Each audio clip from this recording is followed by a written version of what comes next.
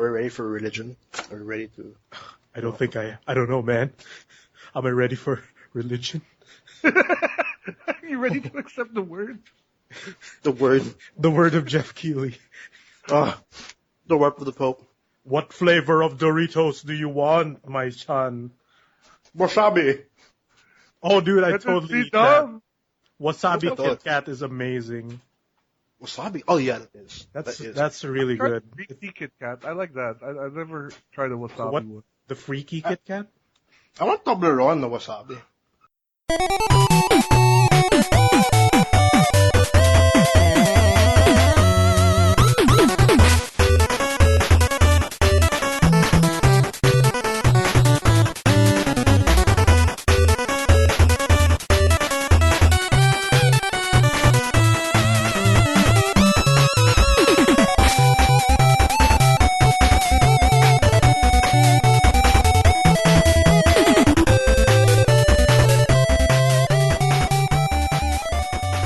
Hey everybody, this is the TMG podcast. This is episode 66, and this is the podcast about everything video games. This is Carlos, and with me is Will. Hello.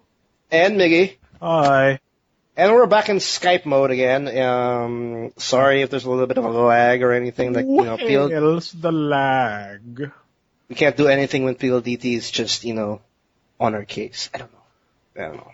But actually, it's been pretty lag-free so far, but yeah. Why did you... You jinxed it. It's ruined. I hate when people jinx shit like that. But anyway, the show must go on. If it lags, forget it. We're so used to that crap already by now. It never gets used to lag. True. And lag really is the reason why people just, rage. But there's a lot that came out this week in terms of the news. The first ever Nintendo Direct was just released. A good amount of... for this year. Sorry. The first one for 2015.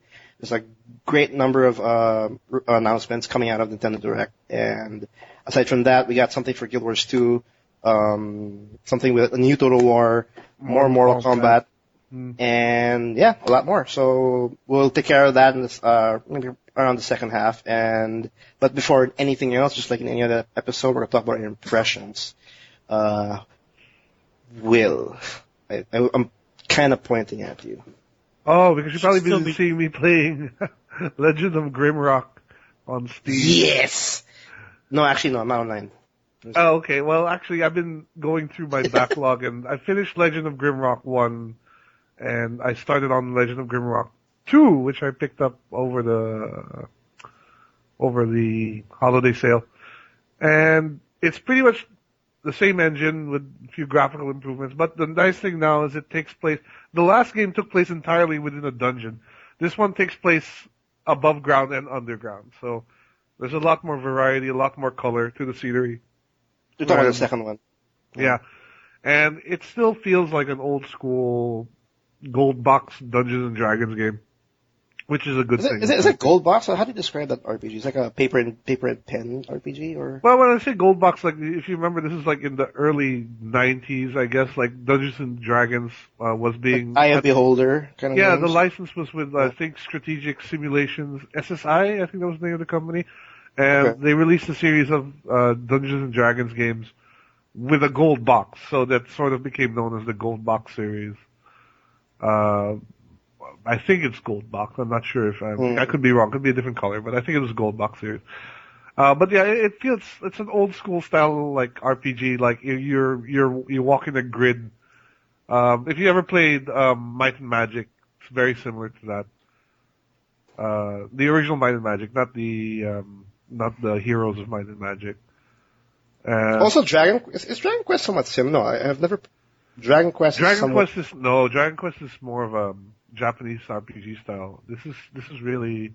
No, but the interface, I mean, not really. Yeah, that's true. If you ever play like Descent to Undermountain or like, Eye of the Beholder, those sort of games, like okay. But this is pretty much how it is. Like you have a party of 4, you have 2 people in front, 2 people in the back, and you walk in a grid. Like so, you push forward once. It's like Etrian Odyssey. It's a more modern game that's got a similar walking around system. So it's per grid. You're pretty much everything happens per grid. Yeah, it's per grid, and like you have to map. Well, the game comes with its own mapping system, so that makes it easier. But like back in the day when you had to kind of get out the graphing paper and draw squares and figure out your map yourself. Yeah, if you actually go to the options of Legend of Grimrock 1, I'm not too sure about 2, but you can actually make your life a living hell by actually turning off the map. Yeah, like get a piece of like mathematics paper and just start working on those damn grids. Yeah. No, it's here. You have that option too. They expanded character creation a bit more. There's a few more races now. The skill system has been revamped. It's a lot simpler to deal with now. Because in the last game, like every level you got 4 skill points. Here you only get 1, but like now the maximum level of a skill is just 5, where as before it could go up to I think 50. So it's a lot easier. It's a little bit tighter now. It's you can be a little bit more specialized in your character development. Game isn't that difficult. Not as difficult as I think the first one was much more difficult. This one, really? Yeah, this one doesn't seem to be as difficult to me. I'm not sure what it is that makes it seem easier, but for me, it seems like I'm making progress a lot faster. It's a lot more puzzle-oriented also, rather than combat-oriented, which is a good thing. So, like, there's plenty of rooms where you gotta figure out, like, oh, you gotta hit this switch, you gotta step on that plate, you gotta teleport this thing there. Yeah, that's actually for me when I was playing Legend of Grimrock for the first time. That's actually the fun part, the puzzles. Yeah, the combat isn't really in-depth. It's just, you sort of... It's very simple. Just right-click and hope that the random number generator is... Yeah, I hope you don't miss, because he's like, even though he's right in front of you. Like, yeah. And you know how like in the first one you could sort of dance around the character as well? Like, that's still there. And I guess I'll do that, because I do that every single time. Like, I find those like the 9 grid rooms, and I just keep dancing around them. And just like poke him in the back and all that, because...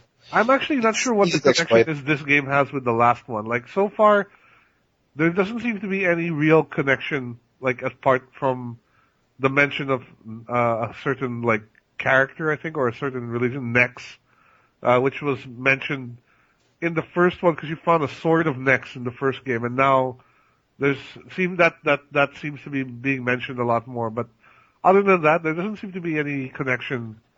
So people who are jumping on the second one, it will be pretty much okay to... Yeah, it's fine. You don't need any experience whatsoever with the first one. I think you can get by no problem. It's I don't know, it sucked me in. I like these sort of games. It's slow. You can take your time with it. There's no real time pressure. It doesn't exactly have any dialogue. There actually is 0 dialogue. Everything is like written on paper, a lot of reading. Did they improve the how they presented the story, or is it the same way done? Because the last one, you got the story sort of like when you slept, you got sort of these dreams. And then you as you explore, you'll like find little scraps of paper telling you like little bits of the story, right? Yeah. Here it's weird. Like you land on this, you're literally like crash on this island, and then the first letter you pick up says, "Hey, welcome to my island. I hope you survive." So, you kind of like wondering, "Oh shit, okay, so someone meant for us to be on this island," and you're trying to figure out like how do we get to the castle. I mean, their story is not complicated at all. It's like you're on an island, you're trying to find the big bad and get out of there. That's it. Well, are you able to like interact with some NPCs? Because like in the first one, it kind of made sense because you're like in a dungeon and like you have to go. I don't know. I think going up or going down. I don't know. Not so much interaction, but you do see more of NPCs here. Like there's one part where like you'll see like a wizard that's like or like a cloaked figure looking at you, and then like as you get closer to him, he'll close the door in front of him, and then he'll walk away. Things like that. So you're sort of like the G-man of Grimrock. There's actually a puzzle where you have to Grimrock man. You have to stand in a specific spot, wait till about midnight, and then a freaking leprechaun will create a bridge over this river. What? Yeah, it sounds ridiculous, but that's actually the solution to the puzzle. Wait. Like, cause scattered about the island are these like stone heads. If you click on them, they'll kind of give you a clue of what you need to do. So, Like one of them was like watch the bridge at midnight or something like that. I forgot. And then okay. So you sat there, just wait till midnight, and this leprechaun makes a bridge, and that's how you get to the island. You have to wait for the leprechaun to make the bridge. You always have to just be patient. Yeah, and then in the morning the bridge disappears. So like you have to. It's only like there at night, and I don't know if it'll be there if you don't see the leprechaun make it, but I was able to catch the leprechaun making it. So that's awesome. You're like what, halfway done? I have no idea how far I'm in. Actually, I really have no clue. It's hard to say. Like in the game, but you're in a good couple of hours already at this point. Yeah, the game feels a lot bigger because like I think the last Grimrock was like 12 or 13 levels, or yeah, it sounds around that right. Yeah. This one I think is a lot bigger now. The world, the game is way bigger. Lots more to explore. But like I said, the dungeons themselves, they don't feel as difficult or as it's not as oppressive as before. Because now you can go out, like, and there's I would say quote unquote dungeons above ground now. Like there's one part you're wandering in the cemetery, above ground, things like that. It just overall it just feels like a bigger game now. It's like you're in a whole island rather than just in this dungeon, right? They're just pretty much like not really trying to innovate the idea. They're just trying to like improve on it and just make it a bigger game. That's about it. That's what it sounds like. Okay. I'm definitely gonna pick it up because I had a lot of fun with the first one. So. Yeah, absolutely. If you like the first one, you'd definitely enjoy this one. Either that, or I might pick up Might and Magic 10 because that's something also that I've. Might and Magic 10, yeah. Might and Magic 10 is also a similar game. Yeah. So if you enjoy those style games, both of them are good recommendations. But I would support Grimrock because indie, Because it's indie. You always have to support it, no matter what. Oh, that's awesome. What about you, Miggy? Because I heard that you have a continuation of a specific hunt again. I got the monkey from the Super Smash Brothers. DD is part of the group now. I got Yeti Gong. I was at Green Hills earlier today. And I went to Data Blitz. Oh. And anything new in Data Blitz? Well, no, but like the Data Blitz branch in V-Mall Green Hills, they don't have the amiibos like up front in their displays. It's kind of in the back area. In the corner. That's probably why there's a lot more to there than like most branches. Because no one knows where it is. Yeah, I'm guessing. And people are just too shy to ask. They were the only branch that I saw have Diddy Kong from the second wave. So you picked it up? Yep. Because the branches here in the Pasig Ring of Fire Data Blitz, none of them have it, as far as I know. And even though I don't like the monkey, I'm already 12 amiibos in, so might as well. There are 12 amiibos in already? Oh my god, yes. Jesus. Okay, well, since we're speaking about talking about amiibo, I just want to mention this. Like, it's part of the news thing, but since we're already there could be more amiibos for you to pick up on March. We're gonna go into that in news a bit because the Nintendo Direct happened. Yeah, so we'll talk about that in a bit. Or is that it? They had two Diddy Kongs up front, and one of them had like the dueling eyes where they were to the edges away from each other, like a derp Diddy Kong. Like a derp Diddy Kong. A lot of people like Diddy Kong, apparently. Or it's just really a good character. Top tier, though. So he's got the easy down throw to up airs combo nonsense. For Smash Brothers, yeah. I played Smash Brothers yesterday with my nephews, and is he gonna give up his Wii U anytime soon? No, he's in the corner already though. Like, I'm getting there, but it's getting there. Just a little more. It's a fun game though. Stone on iPad, then he'll give it up. No, he already knows that. It's a good game though, Super Smash Brothers. I have to say that right now. It's a lot of fun. It's actually also a lot of fun to just play with your amiibos. Like, you just load them up and play them, and just fight them every now and then. So wait, how does that save your amiibo data? Do you have to scan them again after the fight? Yeah. When you exit the game, when you exit the mode, like if you plan to go back to the stage, they'll ask you to like rescan each of the amiibos you've used in that like mode. So if, for example, if you use 3, like we used like Mario, Link, and Pikachu, we made them play and all that. They leveled up and whatnot. And then once we X'd it, because we wanted to do the 8-player mode and everything, they asked me to bring back Link, Mario, and Pikachu to save the data. Like, oh, okay, cool. And there you go. Yeah, I was wondering about that because the Skylander ones, as long as they stay on the USB portal thing, then they'll be in the game. But once you take them out, they'll warp out. So like for the Skylanders one, I'm guessing they're constantly saving. Yeah, they're constantly saving. This one's actually pretty interesting. They grab the data once you scan it, because I can just like scan it, throw it away, and then just play it. And then once I'm done, I have to get it. I have to find where I threw it, put it back, rescan, and there you go. I heard an argument saying that amiibos are just like DLC that you can buy. So I have a lot of DLC of a game I don't have for a system. Yeah, just like how we explained it last episode, where over-glorified DLC. Yeah, they can just put like a certain clothing for a game on that amiibo, and then it can be like it has value already, and it's actually pretty cool. Well, it's a weird thing where if it's broken inside, it has more value than the regular ones. Yeah, and my nephew actually, when I was talking to my nephew when we were playing it, and then he was like saying, you know what? I have actually all of these toys already that we can use to play, and I think I like the amiibo better. He actually, like, this kid prefers the quality of the amiibos more than the Skylanders. The Skylanders ones. Yeah, and then that says a lot for a kid to like go up and like, hey, this actually looks nice, better than Rocket Raccoon, for example.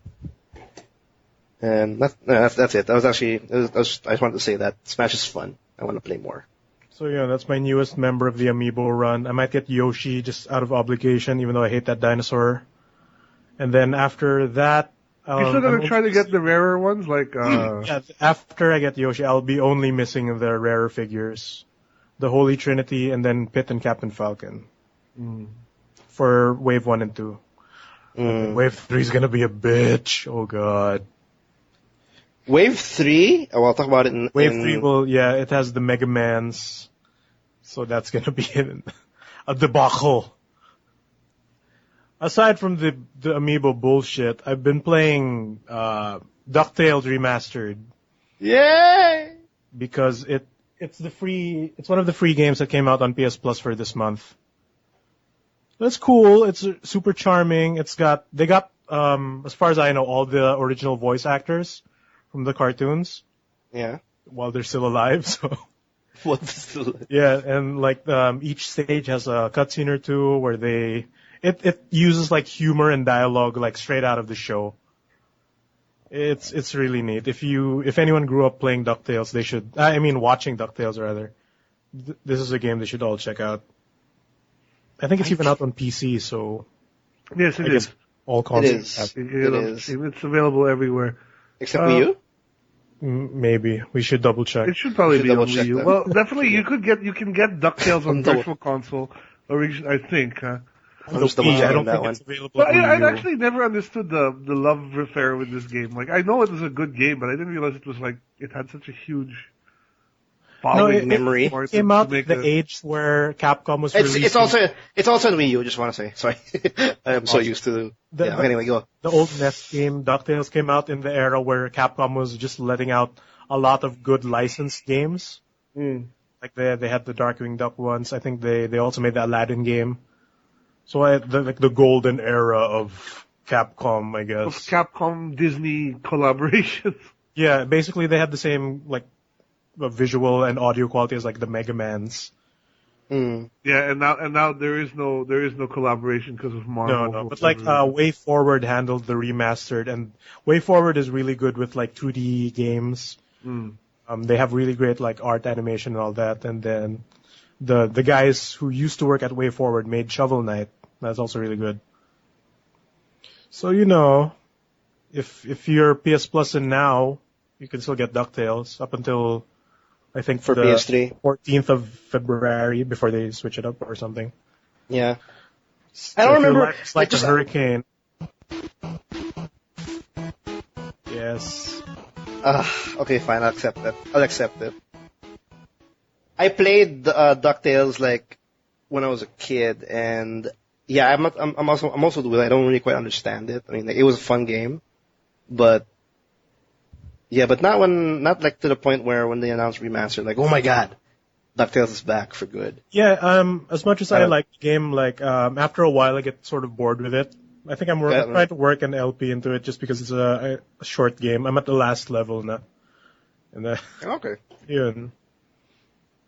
Off to you, Carlos. Off to me.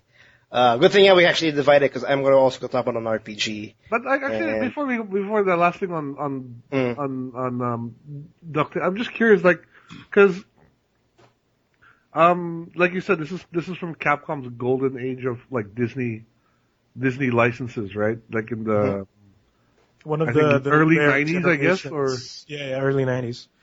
Was just there because, ever like, any license games were kind of poopy in general, but like that's a thing. Oh yeah, for sure. That's true.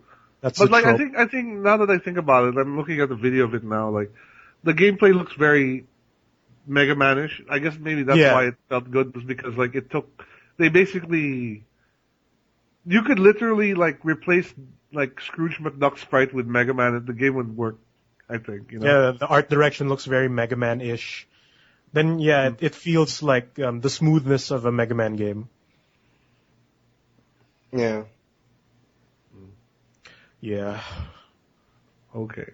Well, no, I was just wondering because do you know how well it sold, like the remake? Any? I don't have any numbers. So Oh, okay. I don't know. I think it did okay. I think enough people bought that. No, well, as when it comes to sales, it's just pretty much the people who are actually just reminiscing on the nostalgic about it. Yeah, that's why I was wondering, like, did it get more like fans, or was it just people who like the nostalgia factor who were buying it? But whatever. I'm almost positive it's all nostalgia factor because you'll have to understand like who the hell is like, you know, what's DuckTales. Like it's a whole different like introduction to some kid, especially like. Yeah, they wouldn't know what DuckTales is for sure. No, yeah. But yeah, the PS3, it's for free, and I'm not too sure how much it is in PSN if it's out. Me, on the other hand, I played a game, and I've been holding back on talking about this game specifically because I kind of want to get more meat out of it, even though I've already spent 15 hours on it, and that's just pretty much 15 hours of just looking around, managing my items. The game I'm talking about is Divinity: Original Sin. And this is apparently like one of the sleeper hits in 2014, and it was actually crowdfunded in Kickstarter.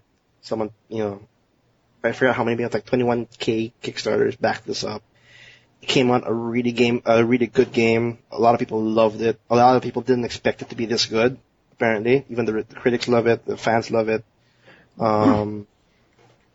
I held off on getting it because there's so many games I want to pick up during around maybe, you know, September, October, the usual months. I caved eventually because it was like 40% off on the winter sale. I picked it up. I played it. Now I'm 20 hours in, and I kind of understand why it's actually pretty good. It's rough around the edges, but it's good. I understand it's good because it's super unique in what it's trying to be. It's like a perfect Baldur's Gate. I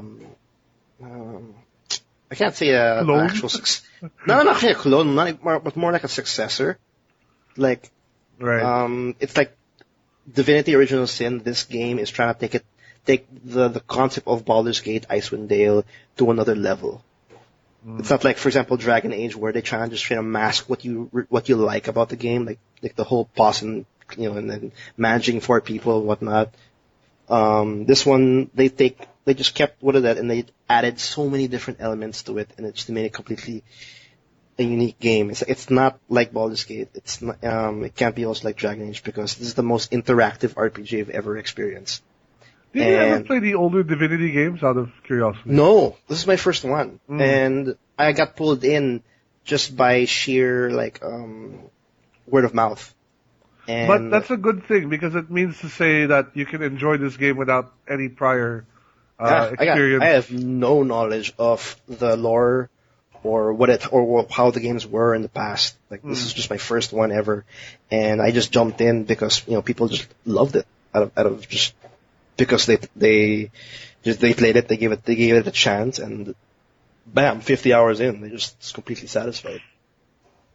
The reason why I actually like this is, actually I'll talk about the combat later, but essentially this game pretty much starts off as you make two characters, either a boy or a girl or a boy, whatever. You have to make two main characters. You make it, you can change its appearance and whatnot. Same, just any other RPG, you can just really customize it, change the class, what skills you'll have in the start, what talents you use, what skills you would like to acquire. And then once you're done with that, your two main characters are what they call in the game source hunters. Do you have to make a boy and a girl, or can you have like two guys, two girls? I think you can have two guys or two girls. Yeah, you just have to make two characters for sure. Like no matter what, you have to make two. So you're source hunters, and your first task was pretty much to solve this specific murder in this island. And to find any trace of sorcerers. And it's not sorcerers, it's like SOURCE, like sorcerers or whatever. It's a weird way of pronouncing it. But, you're trying to figure that one out. And I shit you not, the first 10 hours was just to solve that damn murder. To go through the island, go through the town, talk to people, manage your abundance of items that you picked up because I'm a hoarder and all that. Just 10 hours, just all of that. And I think... Is it one of those games where you can pick up everything? Yes, it's one of those games where you can pick up everything. Like, you find a barrel, you can see if there's a carrot in that barrel. And you just might pick it up. Because you can pick up the barrel while you're at it. You can pick up the barrel and throw it wherever you want. Yeah. Or destroy the barrel. Or put the barrel on top of a chair. Or whatever. You can do whatever you want with the barrel. So yeah, that's like 10 hours of my life just trying to do these small little quests, and I'm just level 5. And and I'm with 4, I have to find 2 more people. It's like, it's in the first few hours, it's just like, it feels like Baldur's Gate, like, those kinds of games. But when you start actually having combat, that's when it starts becoming like intense, really good. It's how it goes is like you just it's still in real time. You're walking around, you're point and click, and once you encounter an enemy, it becomes turn based. The game becomes turn based. So the enemies they position themselves where they are, and then your group you position like a certain stance or a certain like starting position for your guys once the fight happens. So it's like a turn based, like. You start first, and the enemy starts based on the stats of like initiative and whatnot. At that point, it's more like a D&D really. Who has better initiative? Who has better? What's that? So there you go. The really interesting part about this combat is that it has huge emphasis on interacting with the environment. So, for example, if you have a spell, because sorcerers are very, very important in this game. If you have a sorcerer that can actually cast the rain spell, you can cast rain on the battlefield, and everybody that's on the rain or on the rain cloud will be wet. And what that happens, what that gives is the debuff of like being wet. So if someone does lightning on you, you'll take more damage. Get shocked. There's a bigger chance of you being stunned. That's well thought out, man. That they added that, and then also if you use an icicle, there's a big chance you might get either chilled or frozen. You can freeze the water. You can do that. If there's actually, there are actually some barrels that are like, if there's a symbol called like a water symbol, like a droplet, that means there's water. So if you throw that barrel into the somewhere, it breaks. That area where it broke, there's water now. So if there's anybody near there, you can actually throw lightning and you can stun him. Stuff like that. Or, if, like what Miggy said, if you throw an icicle on that puddle of water, it becomes ice, and if someone goes through it, there's a big chance for him to slip. And when you slip, you're out for 1 turn. He's down, yeah. He's down. And that is awesome. That's like really, really awesome. Like, just like if someone throws a fireball, it will leave traces of fire, and if you walk through the fire, you'll have burning. Big damage. You'll have burning and all that, and it's really cool. And essentially, like, if you want to destroy those kinds of elements and like those kinds of terrains that hurt you, you can, like, for example, again, like throw the rain, cast the rain spell to take out all those fires, for example. And when you do that, there's a big chance of it making it like a steam, like a cloud. And when that happens, people who are in the cloud or in the smoke are now invisible, or there's a small chance of like a small accuracy penalty for the archers that try to aim through the smoke. In the cloud. In the cloud. And then there's like poison clouds, static clouds, immolations, traps. What else? There's so many. You can also like when you do a charging skill with a warrior, there's a chance of him like being knocked down. There are so many status ailments in this game that anything can happen. Like there's one time where I forgot that someone threw an icicle on the pond, and I was trying to make my mage run, and I accidentally made him run through the icicle pond. He tripped. And when he tripped, the guy who's chasing him now has a 100% chance of stabbing him in the chest. So he dies right there, and I have to reload. I mean, like, damn it. Because when you're down, there's no more like chance of missing or anything. Because the animation becomes like him just stabbing him. Yeah, face down and just stab him. That's it. And there's so many that could happen. And when you start a combat, there's always like barrels of like a fire barrel or a water barrel. There's also an oil barrel. Sorry. There's also an oil barrel. If you break it, there's like splashes of oil there. And if you run through it, you'll be slowed. If you throw a fireball there, you will explode. And stuff like that. So it's really, really cool. And as you level up your guys, you improve your skills in a specific school, like, marksmanship or, hydro or aqua spells or whatnot. You have more space to have more spells, more skills. It's very well thought of. You can actually craft. You can do alchemy. You can do blacksmithing. You can repair your own items. You can actually break chests if your rogue's dumb enough to not know how to pick a lock. You can actually just use your two-hand guy to just break the damn chest. You can kill anybody in the town if you want to, just like Skyrim. You can just like go alt and click and you can just shoot someone. Just be an asshole and kill everyone. Be an asshole and, yeah. When you kill everybody, though, no one's there. No one responds or anything. I've tried. It was actually fun. It's a cool game, though. It's a really awesome game. It feels really long because, like I said, 15 hours and just figuring out the first task, which is to figure out the murder of the specific person. And it took me ages. And one more thing I want to note about Divinity Original Sin is that there's actually interactions between the two characters and the original characters. If something happens, for example, like you choose, like there's a specific quest where you there's a ghost couple, and then one ghost couple is kind of blaming the other ghost for something, right? I don't want to really go into detail, but the one ghost try to ask for your opinion to either like forgive the other guy or not. And for example, you say I rather like you not forgive him. Your other character would actually argue against it. Like you can choose to argue against. You have three choices: to either agree with him, to argue against him, or you have a different option. And when you do that, it changes your personality and traits. Like for one, like your one character, if you say it differently, you'll be more compassionate. And when you be more compassionate, you have like bonuses to specific stats. If you're more of a cautious player, like saying like this character keeps on saying that no, we cannot trust anybody, blah blah blah. He'll be more cautious. And when you do more cautious, you have +2 on sneaking. Stuff like that. So like this isn't like just for the sake of lore or role playing. This is actually improves your character or shifts your character in a different so there's no like moral compass like in Mass Effect, like with its paragon or good and evil either. There's nothing like that. It actually affects your stats. That's pretty cool. Like I think I forgot which specific one like improves your constitution by 1 or stuff like that. Or sometimes if I actually played around with the conversation, if you go on a standstill, you can actually go on a certain mini game, and you'll be against your first character against your second character based on your charisma, and how they fight in the mini game is pretty much like a rock paper and scissors kind of deal.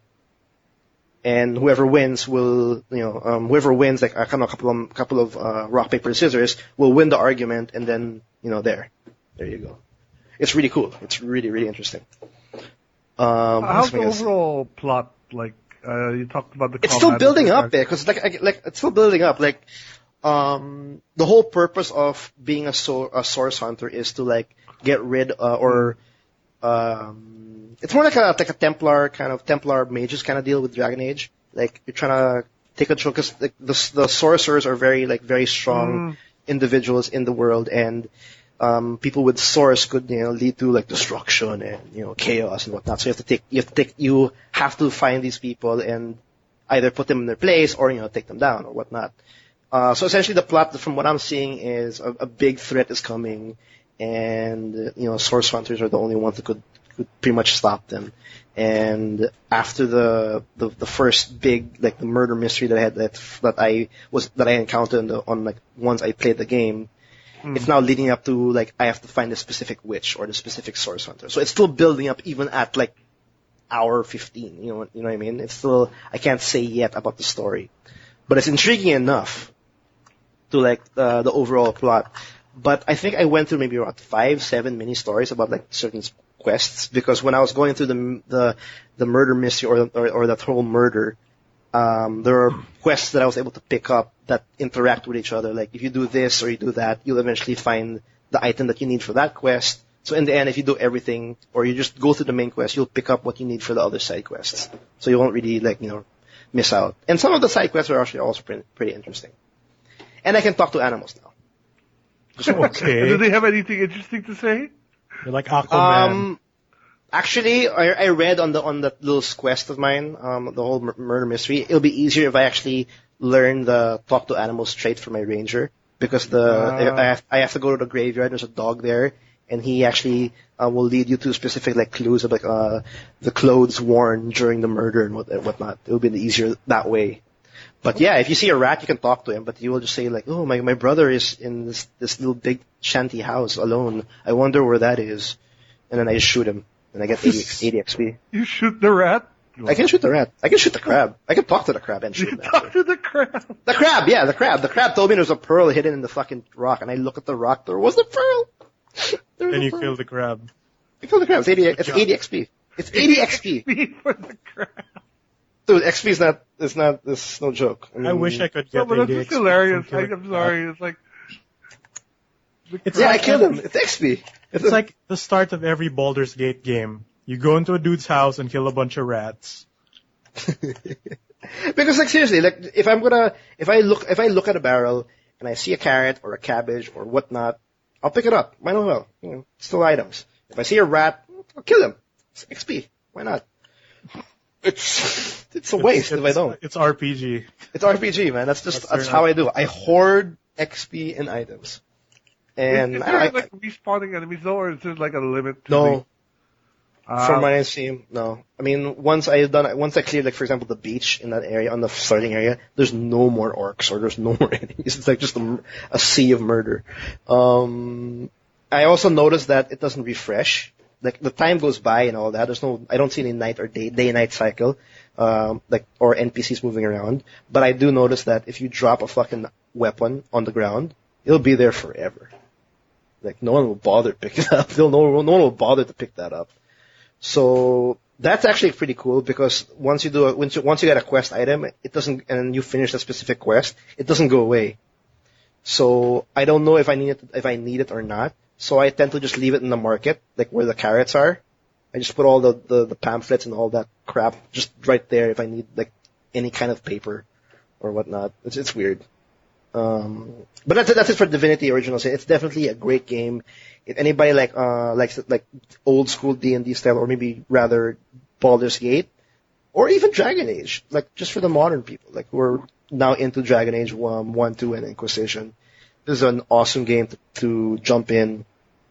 Easy. It's not that easy. It takes a while to get used to, like all the elements and all the interactions that you have to go through, and the spells and items. Because I have a character filled with scrolls. I don't know what to do with the scrolls. Is he a ninja? No, he's not. It's just scrolls filled with fireballs and elementals and cure. Like I keep forgetting that I have those shit. It's a warrior, but I'm on.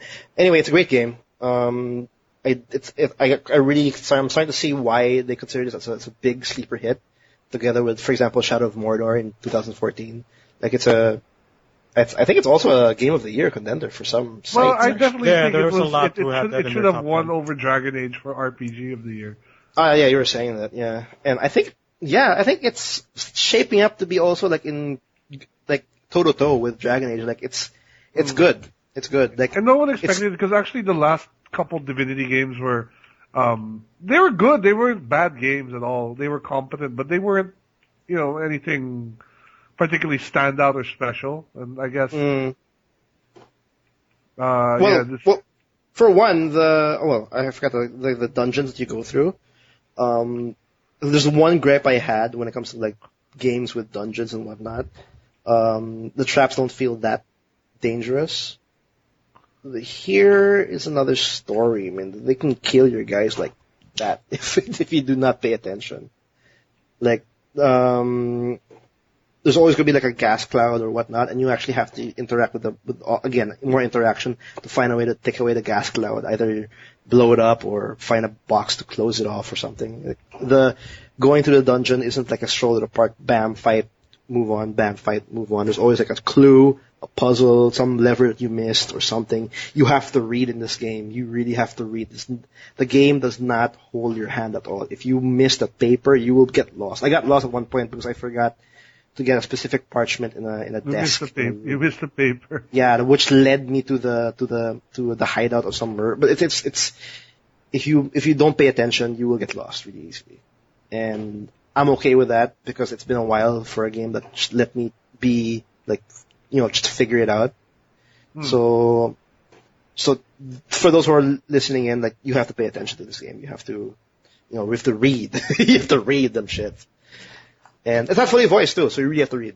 Even the conversations. Like every now and then lang, when it's like the main story, your main characters start to talk to the main characters in the game. And that's it. That's Divinity Original Sin. Anyway, that's the impressions. Let's go straight to the news because we have a lot to cover. And the first thing I actually want to cover, or hit on right away, is pretty much the Nintendo Direct, which is the first for 2015. So, Nintendo Direct, a lot. Nintendo Direct. What? In my opinion. I thought it was a pretty good Nintendo Direct, actually. It was a very really good to start off the new year. Solid. It's a very strong way to start the new year for Nintendo. And I'm starting to appreciate actually Nintendo Direct in as a whole. I mean, like, just a personal like message to the whole fans instead of like sending emails to different sites say, I got something to show. Yeah, or just waiting for big events. Like, have you noticed that Nintendo rarely announces anything now at like E3s and stuff? Like they it's all straight from them. Yep. Yeah, it's all Nintendo Directs. Mm-hmm.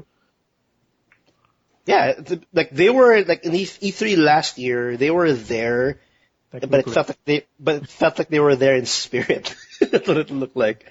But they still had a good show regardless. Like, it was just more of a Nintendo Direct kind of. I'd say they took E3 last year, even though they didn't have a press conference. I'd say. I'm just saying. Would I consider it as the winner last? Anyway, Nintendo Direct showed up and, like we were saying, it was actually a pretty good Nintendo Direct. It was a great way to start the new year. There was a lot of big ones, dude. There's a lot of I'll pick one then. Majora's Mask. They actually have. We knew that coming. No, a release date. Yeah. The release date was given. Sure. And that is alongside with the new Nintendo 3DS. I mean, Majora's Mask 3DS. Yeah, the special edition Majora's Mask new 3DS. Yeah, people were swearing about that because, like, I kind of wish they would rename it though. I mean, new 3DS still. Yeah, they're really sticking to that name. I'm not particularly. This is the XL, mind you. Yeah, only an XL version. There's no regular new one.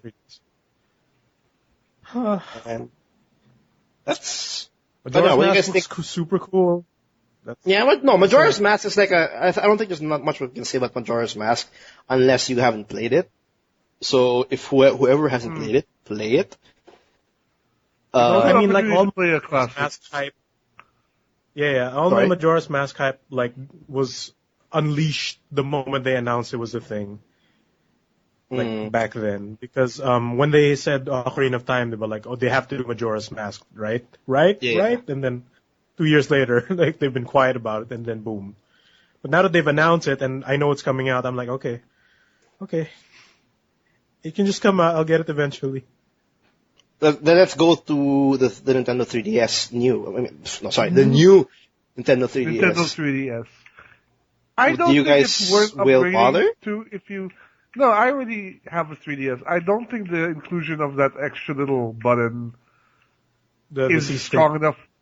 I don't think it's Incentive strong to buy enough. again. Yeah, I don't think it's probably gonna, if you don't have one yet, definitely that'd probably be the version to get. But Yeah. for existing people who already have a 3DS, unless there are games that come out that specifically need that extra little knob, no, I don't see it as being something I would double dip on. Unless my 3DS breaks, then if it's really irreparable, I'll probably take a look at the new 3DS. Yeah, but again, the naming I think is just wrong because the new naming 3DS is. Why are we surprised? To be honest, you would think that Nintendo had learned their lesson by now. I mean, that's all. Sony changed the name of the Vita TV, diba? To PlayStation so why not TV. Nintendo? But did they? Sony's name change wasn't even that good of one. Actually. It's still better than calling it the Vita TV. Vita TV. What else do we have here? The new 3DS, I'm interested because I agree with Will, unless they have, games that only work with the new 3DS, then you don't need to get one if you have one already. But I am interested in the new, head tracking of the 3D effect. That's how 3D is being that's one presented, thing. Right? I actually don't use the 3D that much on my 3DS. But from what I understand, this one has a better 3D option, or yeah, they installed a thing in the camera that can follow your head and will move the panels thusly. Okay, that's cool. Yeah, so you have a wider angle to see the 3D. And I've heard from people who have the Japanese one that it works surprisingly well. So that's something. If you like the 3D, which in some games it's good, but most is useless. At least they made it better now. But the Majora's Mask is coming. The new 3DS is coming also for the US and the UK, and I think it's slated for a February 13 release. So if some weird reason you don't have a 3DS and you're still kind of you're planning to buy it, I guess wait for this one. Are any of you planning to buy one? I will eventually, but it depends if I really, really want the Vita or not. You don't. No, nobody wants a Vita. Nobody. It's been out already for some time. Do I want to play my PS4 games in? Not even Sony wants the Vita. Yeah. That they changed the name of the Vita TV to PlayStation TV. Screw the TV. I'm talking about I want my PS4 to be married to something. So get it cheap. It's the new 3DS is priced at $199, and if you convert it through a calculator for the Philippines via $45, 50% because import. Yeah, yada yada yada. But if it's just straight up $200 without the whole bullshit, $9,000. So if it hits in stores, maybe around 10 to 12 in the end. The older Vitas are probably 8 or 7, I'm guessing. Yeah, I would suggest XL still. But anyway, let's move on. There's a lot more we have to cover in the Nintendo Direct. Another big one, a new Fire Emblem. Yeah, people got excited for that. No fucking title. Nintendo's the only company I think that just goes straight up we have a new game. They're all working titles. They're all working titles. Star Fox, Zelda, Fire Emblem, Xenoblade Chronicles, the new one, or X. No, that's called X. I think that's the final title. They just gave up, I guess. They all had working titles, and I guess the new Fire Emblem, they had a teaser together with Nintendo Direct, and I don't know. You guys have played Fire Emblem. I honestly haven't. I heard the last one was really good. And last one was very good, actually. And if you have a 3DS, you should buy it. I haven't played Awakening yet, but I played older Fire Emblem games, and I think it's a really good strategy RPG series. Tactics. I agree. Actually, what I'm waiting for I'm hoping they eventually release Advanced Wars on the 3DS. Oh yeah, that needs to make a comeback, dude. That's a good ass series. But I am a bit disappointed that this when they revealed this that it wasn't the Shin Megami Tensei Crossfire emblem. Right. That's still. We haven't heard about that yet in a while. Both exciting and disappointing at the same time. Thanks, Nintendo. Nintendo just likes doing it that way. Next up was that I want to also mention, because it's actually pretty interesting for the Wii U. I think this is big. They actually have backwards compatibility now on previous games of Wii games. It's not backwards compatibility, but more like it seems virtual. Virtual compatibility. The Wii U is already backwards compatible with the Wii. Oh well, you yeah, can actually, pop these games in, but now they're releasing them digitally in the eShop, and you can play it on the Wii U. Yeah, that's true. Actually, for those, I keep forgetting the fact that the Wii U is actually the only console that's actually is very Nintendo likes backwards compatibility. They're very backwards. Yeah, so if you guys didn't know, if you have a Wii U, if you have Wii games, you're actually missing out. You can actually just dump it on your Wii U and play it. I think it even gets upscaled because of the HDMI. So yeah, it becomes HD. Yay! You can play like you can play Call of Duties with the Wii mode. With the Wii mode.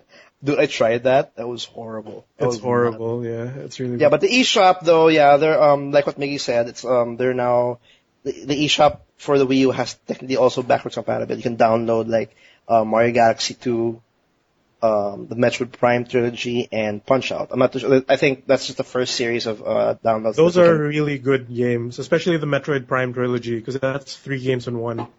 Yep, that's 3 games in one, and that's just the start of upcoming digital sales that they can do. I'm guessing all their first parties are gonna come out for sure, and hopefully some good third party ones. And once they announce that, Super Mario Galaxy 2 is already available. Right after that presentation. Right after. People can start buy it. That was pretty cool. For those who want to get Punch-Out, January 22. You just have to wait. Well, I'm sure it's already out now, based on this recording. But, it's January 22. And for those who are actually going for the Metroid Prime trilogy, you'll have to wait on January 29 to download it on your Wii U. So that's a good thing that Metroid Prime trilogy is available, because I heard that the disc itself for Wii is hard to find now. Yeah. At least now there's an option for. That's the biggest positive when it comes to digital sales. I mean, because things that are just really hard to find games on disc, becomes suddenly a non-issue. Yeah, and for example, Xbox 360, for example, I want to play some stupid RPG, the JRPG with millions of discs. Yeah, you can just download that instead of buying 4 discs and whatnot. It's actually pretty rare. If I just look at the Blitz. On the data blitz. Is it okay? I didn't realize. Yeah, I don't see it. I mean, it is an older title for sure. It's a much older title, so there's that to consider. Yeah, but that's the big positives. What else do we have on the Nintendo Direct? Oh yeah, Mario Party. Mario Party 10. Why? No, it's Mario Party. is that it's they're fine, but I don't know. I get really bored easily with Mario Party. One play. I liked Mario Party when it was Mario Party 2. To be honest, it's too long when you play that game. When you make it too long. It was actually. Anyway, it's Mario Party 10 is coming out on March 20, and I think this will be the second game that has the Amiibo integration. Yeah, that's the more interesting issue. They showed the Amiibo support for Mario Party, and at the same time they announced new Amiibos that will work with Mario Party. Yep. But how does the integration of the Amiibos, how is the integration with Mario Party? They showed a new set of Amiibos, Mario doing the pose that's on the back of the Amiibo packaging with his arm raised up. Oh, yeah, cool. And they announced, they showed off then Luigi, Peach, Toad, and then I think a different Bowser or something. And the Amiibos will have its own separate mode, where you can see the Amiibos as game pieces on the board and all that.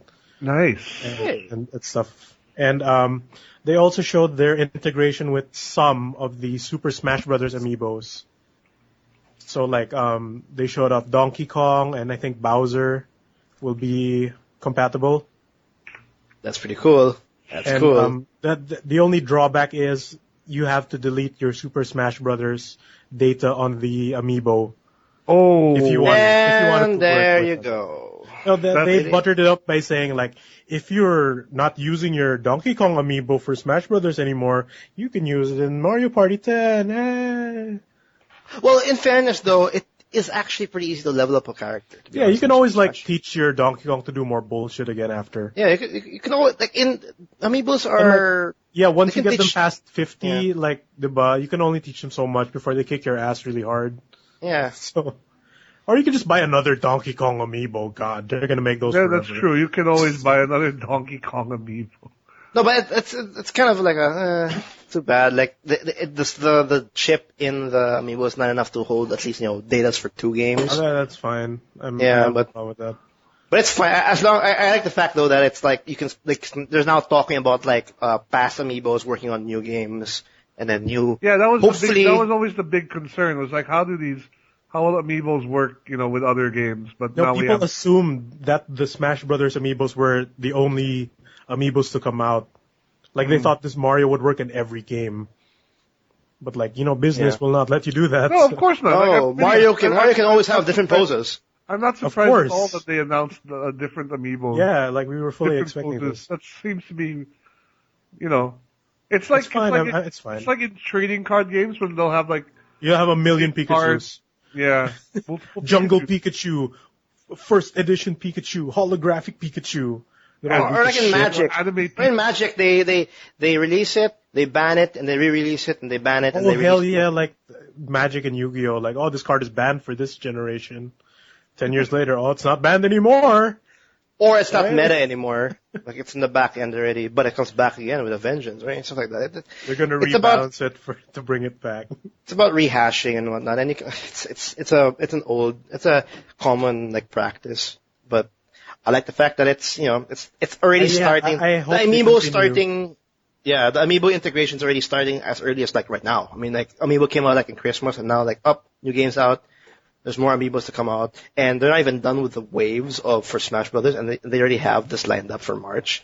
Yeah, and don't forget the supposedly card-based Amiibos that'll come out after. Yeah, they're pooping out the Amiibos, man. The Amiibos like items in Magus. They pooped out. They don't poop out items. They poop out bags of stuff. Right?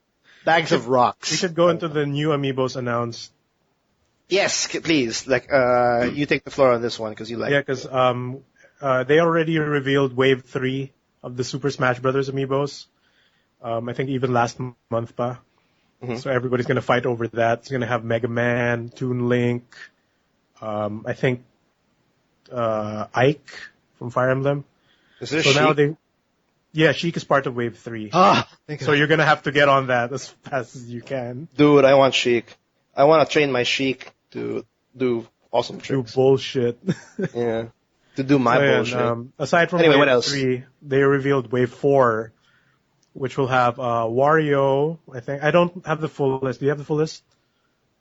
They showed off Wario, I think Bowser, Robin from Fire Emblem Awakening, and Lucina also. Oh yeah, the one who hoarded Lucina, if you can find it. And they showed that the Wario and Bowser Amiibo. Not Lucina. Rosalina. Oh, really? Oh, whoops, sorry. I don't know my Amiibos then. Not bad. You don't know your Animu. I don't know my Animu. But yeah, they showed that Wario and Bowser will work in Mario Party 10, as well as Super Smash Brothers. So that's neat. Imagine though if like Nintendo just releases this Amiibo every single month, like waves after waves after waves. That would be cool though. That's a lot. That means we don't have to hunt for them as hard as we are. Yeah, I know. But we talked about Amiibo for like Pokemon we talked about Amiibo for like what 4 or 5 episodes already straight. Like it's just we talked about Nintendo for months before that. True. They need it. They kind of need it. Okay, but yeah. A couple of dates was also announced right after that. We also have Kirby and the Rainbow Curse coming out in Feb 20. So there's more games you get to play around with. Feb 20 for that. On May, we'll get the frickin' Squid Game, the Splatoon. Splatoon. The Wii U, which is really weird, but new IPs coming out of Nintendo, like directly from Nintendo. It's rare and very rare. I thought that game would come out earlier. And I think that's about it for the Nintendo Direct. Unless I missed anything. No, I don't think so. Now, I think that, like I said again, I will just say it again, it's an awesome way to start Nintendo's year. There's a lot to look forward to. Amiibo, non-Amiibo, a lot of games, a lot of digital games to catch up on. Great stuff.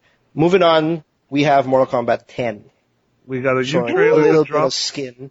Showing a little bit of skin in the latest trailer. Well, not as much skin as the earlier games, thankfully. Like she doesn't look like. So she's the trailer deflated her chest, and she looks Asian now. She doesn't look like. Before. Wait, we're talking about She's always supposed to be Asian, right? Like, I mean, that's sort of her thing. More or less. Who are we talking to? We're talking about? It's actually they revealed now. Talking about Kung Lao and his breasts. Kung Lao's breasts.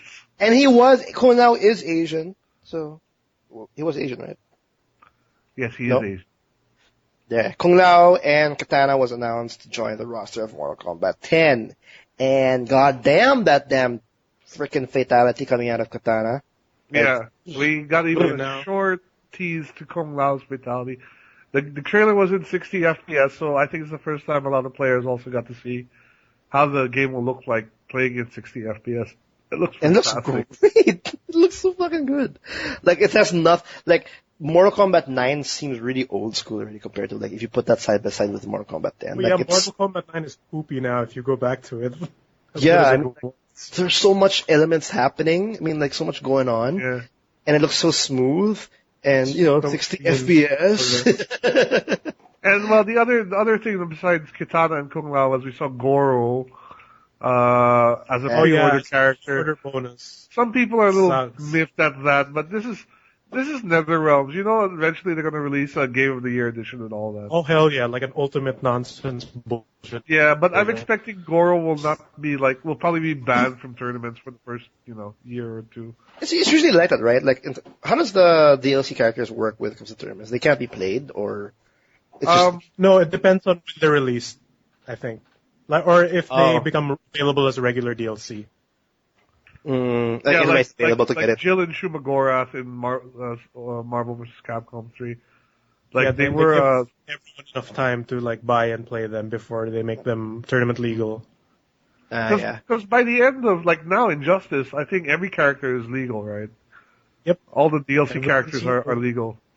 Until Goro becomes not a pre-order bonus, it becomes more just a DLC. Yeah, exactly. And then once DLC. after, and it becomes a regular. I'm absolutely sure that he'll be released eventually as DLC. Because Goro's kind of a big character in the Mortal Kombat. Goro, he's literally a big character. He has to be playable. Actually, he has what? How many hands? I don't know. He has 4 hands. He's very 4. I was actually saying, I thought 6. I don't know my Mortal Kombat. His Mexican name is Cuatro. Where the fuck did you get that? His Mexican name? Really? I don't know. Oh, God. I don't know. I'm gonna move on already, because that's about it. It looks amazing. I'm guessing, if he's gonna be a pre-order bonus in the States, that the R3 versions will probably just include him inside the slip. Yeah. Because we get DLC that way. And, I don't think a lot of people noticed this, but at the end of the trailer, they showed the consoles that the game will come out in. PS3 and Xbox 360 versions confirmed, Really? Okay. Yep, it was there. We're getting it. Nope, no Wii U. Too violent. Blood. Too violent. I was just keeping the hope alive. Give them Nintendo costumes. Amiibo Goro. I'm so support. Amiibo Goro. Goro would be amazing, dude. It would. It would look amazing. It would be so awesome. Level 50 Goro kicking your ass. That's Mortal Kombat 10. To be honest, that trailer made me think that the the actual gameplay looks much better than the actual cinematic, which kind of Actually, that's true. The gameplay looks, because the cinematics are at 30 FPS. It's gonna be like B-movie. It's 30 FPS. If you notice, the cinematic parts were like not in the full 60 frames. It's just like Injustice. Yeah, there.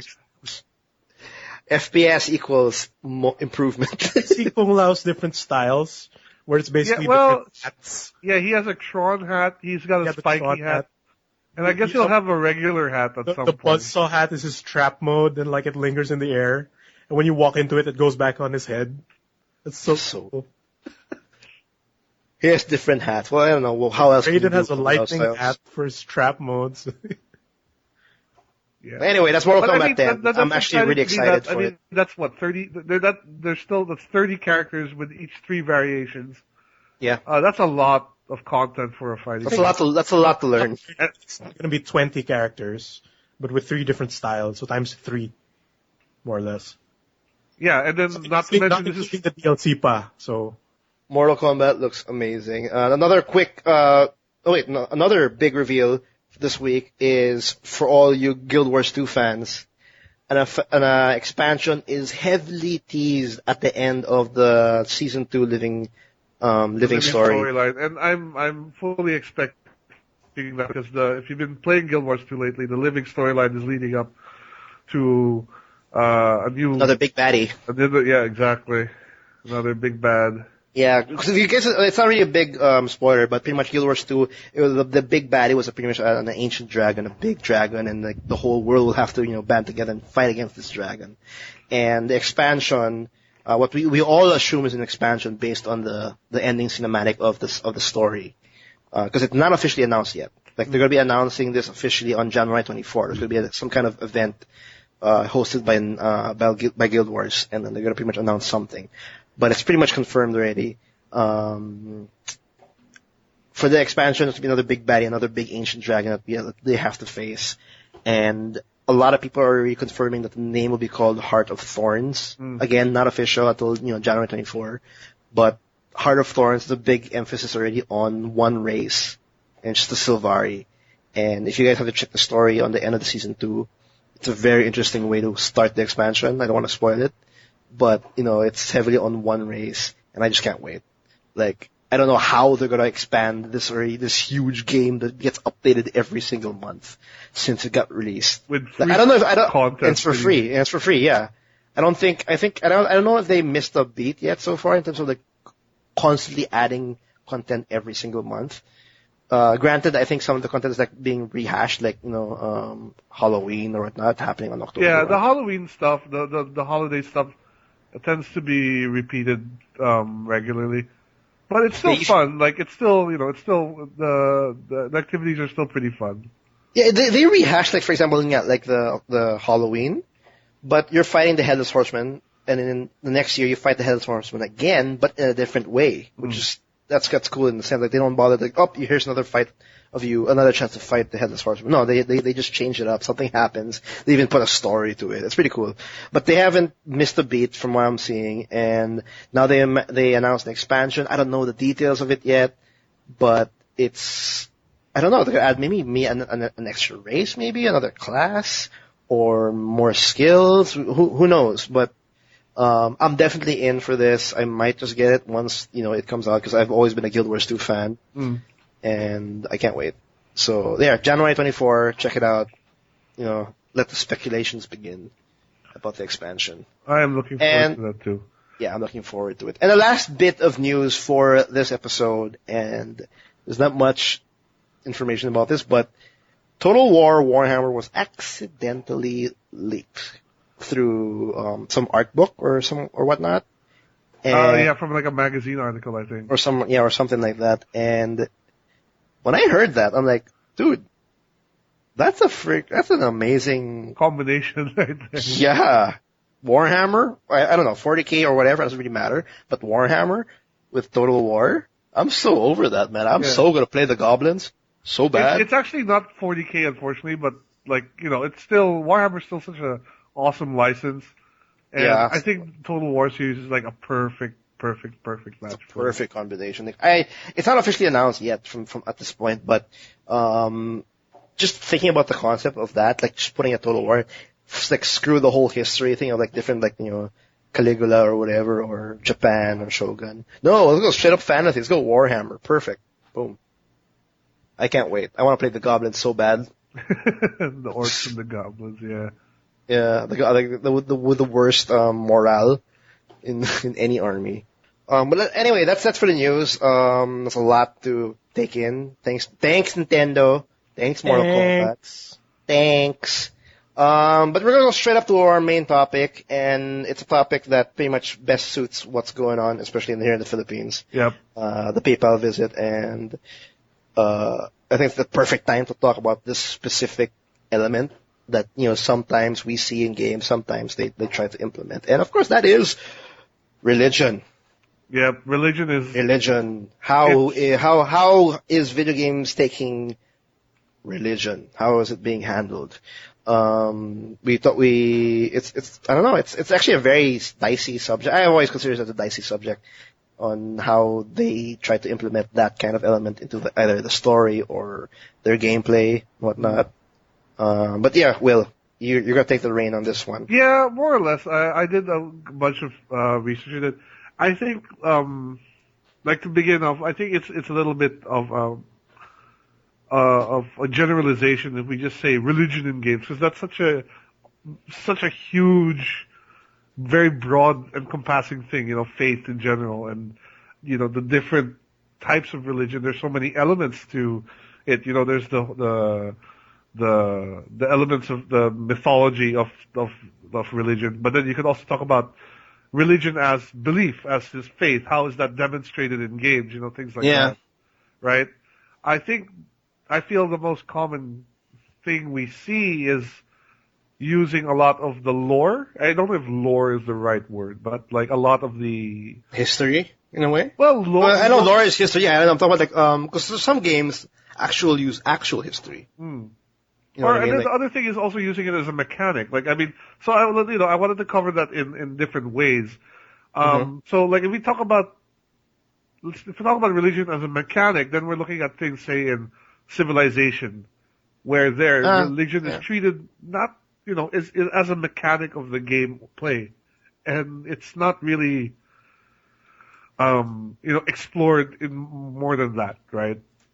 So I think other examples might be mostly strategy games that come to mind, like a lot of those, like Crusader Kings too. Have you ever played that one? Where I sadly did not. It's one of those games I actually want to pick up just for the sake. Like a lot of people say that's a perfect RTS game or whatnot. It's one of those grand strategy games where you're trying to control medieval Europe, but religion is such a thing, right? Because like you can like place your own puppets as pope or things like that. It's weird.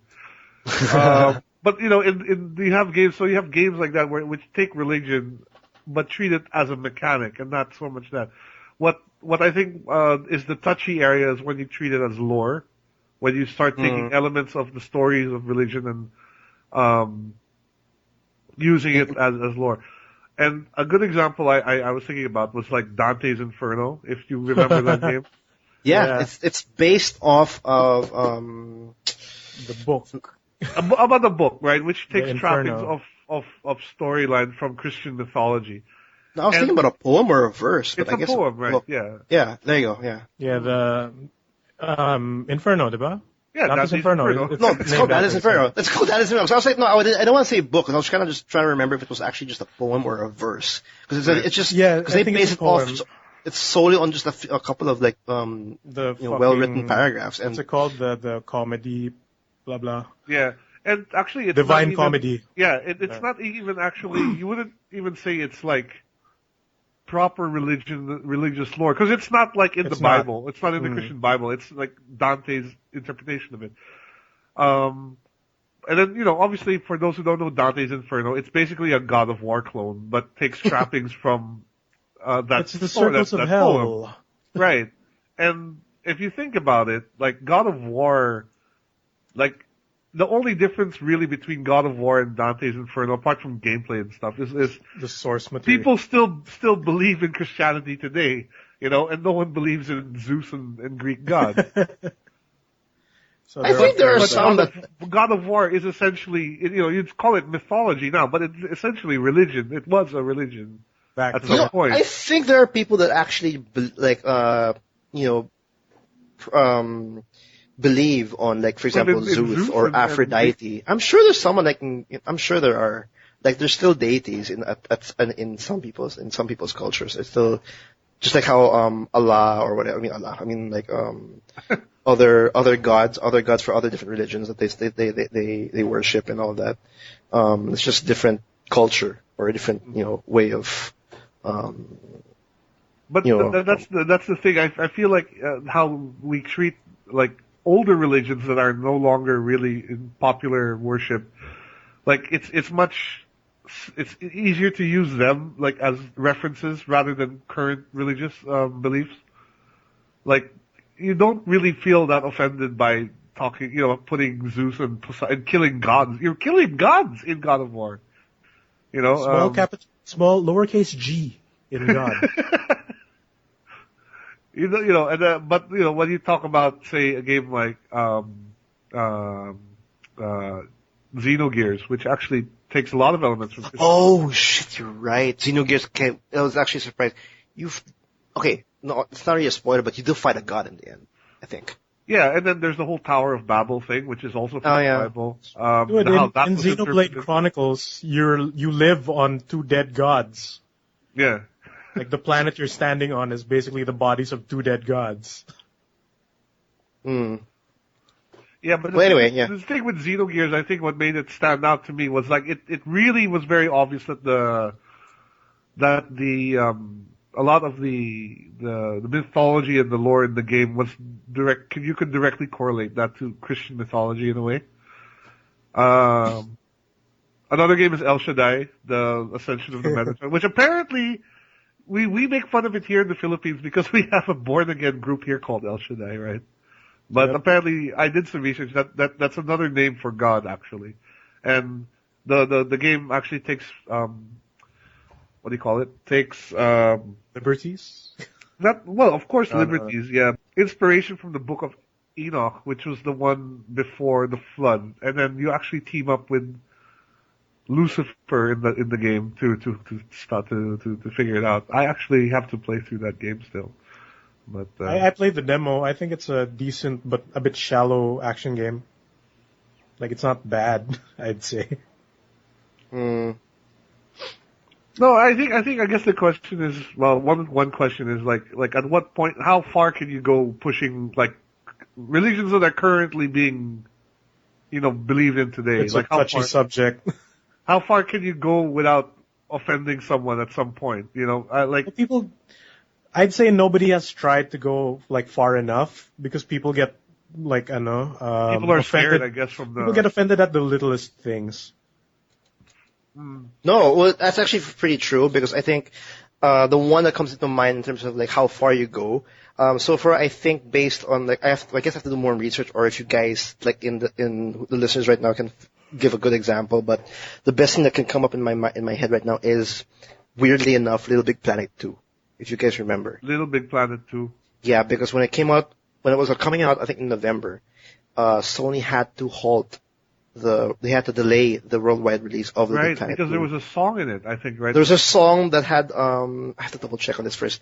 I heard about that. Like, it had like, some words of the Quran or something like that, correct me if I'm wrong. And some people took notice and they weren't too happy about it, and Sony like, oh shit.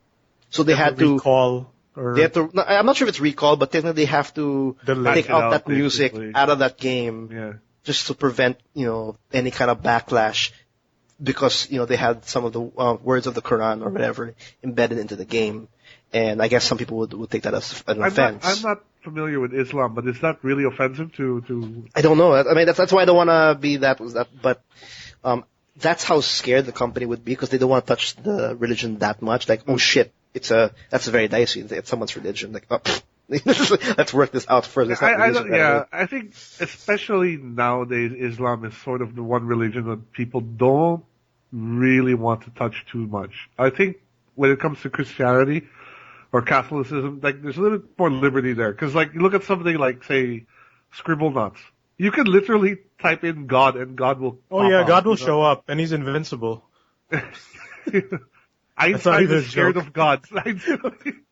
Yeah. And no one took offense to that, right? Like I haven't heard anyone saying, "Oh, Scribblenauts is satanic," because like you can because There's probably an article out there that says that. You can create zombie God or whatever, some bullshit, right? You can actually, yeah. So vampire God. No, but it's very dicey, and then like just like how Sony like, oh shit, they don't want. There's so many groups supporting specific religion or specific deities or whatever they believe, whatever their what their faith tells them to support. And I don't know, the one thing you don't want to happen is like a group saying not liking that product and like bashing the hell out of it. Do you guys know the game trailer show Pop Fiction? Pop Fiction. Yeah, where they take like gaming myths and try to either prove or debunk them, right? It's like Mythbusters for gaming. Yeah, like Mythbusters for video games. And there was an episode where it showed off Ocarina of Time, specifically the Fire Temple theme, where apparently it had like lyrics that resembled something from Islamic culture or stuff like that, and that it was removed because some people got mad that it was in the game. And I think ultimately they were able to prove that it may not be directly related to Islamic religion or anything, but there was like Japanese versions that had lyrics in the Fire Temple theme that were removed in later versions and eventually the US release. So similar to the Little Big Planet issue. It actually makes me happy that Japan actually, when you notice it, Japan is actually the one country that takes a lot more liberty in exploring these religious they make fun of all the Christians. Japan's fucking apeshit crazy, dude. Actually they do. I mean, because like otherwise we wouldn't have a chance to explore a lot of these elements. Like I mean, that's real religion. But then you also have a lot of games now, especially RPGs, which have like fake religions in they it, make up but their own. It's very. There's context to the story. Disturbing or the is lore. not the right word, but unsettling in a way in how similar some things are. Like BioShock Infinite, for example, like they literally turned the founding fathers into a religion, right? Dragon Age with the Chantry, The Witcher. Oh, yeah, Dragon Age with the Chantry had that. Which actually, the thing about Dragon Age I wanted to bring up also, and also with Mass Effect, specifically with a certain character there, is that's the one game I think which really was able to portray how faith works for particular characters. Like in Dragon Age, obviously Liliana was the one character who you really got to explore how her faith has molded her. And like in Mass Effect, you had Thane Krios, who the assassin. Who, if you remember, it was very spiritual also. Yeah. And how that shaped his character, and I thought that was very interesting of them, that they were willing to explore how the element of faith in religion, which I think is honestly the basis of, in my opinion, like of any religious belief, is you have to have faith in it for it to work.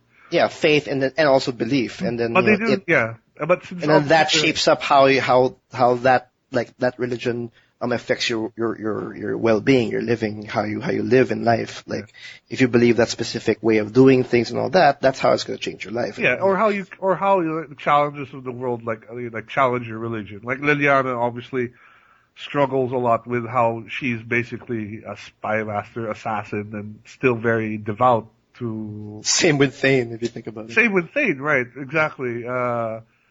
Thane sort of justifies his job because he prays a lot and things like that, right? Prays for all his kills. His kills is that yeah. BioWare just keeps getting the same shit. Well, I think I'm glad they did that, because I think if they tried to explore that element in, say, using Christianity or Islam or whatever, I mean that's asking for a lot of trouble there. Because that's actually the best way to actually tackle, for example, say religion, just to pretty much focus on the core concept, which is belief and faith. Right. Like you can mask it any way you want. You can just change it any other name. This is my religion. You don't even have to say the religion. Yeah. But this is my faith, and this is what I believe in. This is what I preach every now and then. But you don't have to put a name. And then that's how like, for example, BioWare gets to do these kinds of things, or when it comes to storytelling in video games, because you don't have to literally say it's Hinduism, you don't have to say it's Christianity. Yeah, like Asura's Wrath. I mean, that's obviously a lot of Hindu. Oh shit! Yeah. A lot of Hindu references there. But it was masked in such a way that it was just badass awesome. Yeah, it was just badass awesome. No, but I also want to mention, like, 'cause I released a question before we did this whole did this whole podcast about this specific topic itself, religion, and we asked in Facebook exactly like how well do you think religion is being handled in video games in itself? That's the topic, and I want to mention like one listener, Mr. Abs. In his opinion, not much. Mostly it's formed far off from the serious matter and more into entertainment like Devil May Cry or El Shaddai. Religion in gaming isn't recognized widely enough to be taken seriously, unlike other mediums like movie and the music industry. The thing is, I think video games is just as valid a medium to explore religion than any of those. It's just like people like get offended at the fact like, oh, you're making like this character in the Bible like play a character in a video game, I don't feel they understand really the power that video games have in that sense to teach people about faith. No, in that sense, and also because the developers are just scared. There is a hostility, I guess, when it's still when it comes to something like that. I think video games is actually more young in that specific element in religion in itself, because like in music or in movie they have more freedom, maybe because they're older mediums compared to because video games is actually way younger compared to like if you put music in. It's only blowing up like in the recent decade or something. Yeah, I mean, like as we get old, as the industry gets older, we get more artists, developers that are more bolder, that want to take these more like bolder approaches into their storylines or their writing or even to their gameplay, like adding religion or something that could actually literally shake what you believe in as a person and stuff like that. And that's when you start to see that video games start to be more of a matured experience.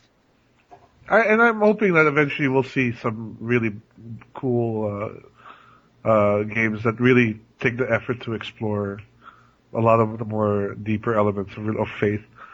Because as I said, like we had Liliana, we had Thane, but when it's the player character actually had to deal with those issues, the most we've had so far is an arbitrary kind of what do you call it? Like the Paragon Renegade system, things like that, right? Moral choices. But they were never given that sort of religious trapping, and I think that would add a lot of deeper meaning to a lot of the choices you make in those. But I think when it comes to religion and when it comes to video games, I think the only time when people start getting pissed off and when you just directly use it as a content or an actual gameplay mechanic. Like for example, I think if you guys have played Smite. Yes. Oh yeah, the characters are based off old religious figures. They're all gods. They're just all gods. You have Hindu, you have fucking Zeus, you have what's that? The Egyptian one is really hot.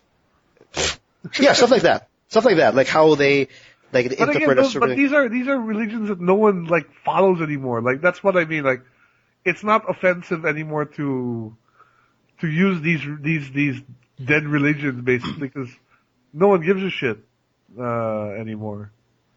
But if you were to use if Smite had like if they had Prophet Muhammad and Jesus in it, oh boy, you're asking for shit. But I did some research when it comes to this religion, and there was actually a community that actually that was, I think it was like the Universal Society of Hinduism, because they had Hindu in that, and they slammed Smite for it, and then they were like saying like Kyra should be more understanding of the hurt feelings of Hindus worldwide over this mishandling of their revered deities like Kali Well, to see, I can imagine if you're a really devout person to see your deity basically relegated to being how do you call it, a character in a video game. Yeah, I can understand why someone might be offended, but yeah, because if you think about it, it's gods going and then someone kills Hindu, like, oh my god, Jesus. exactly. Jesus.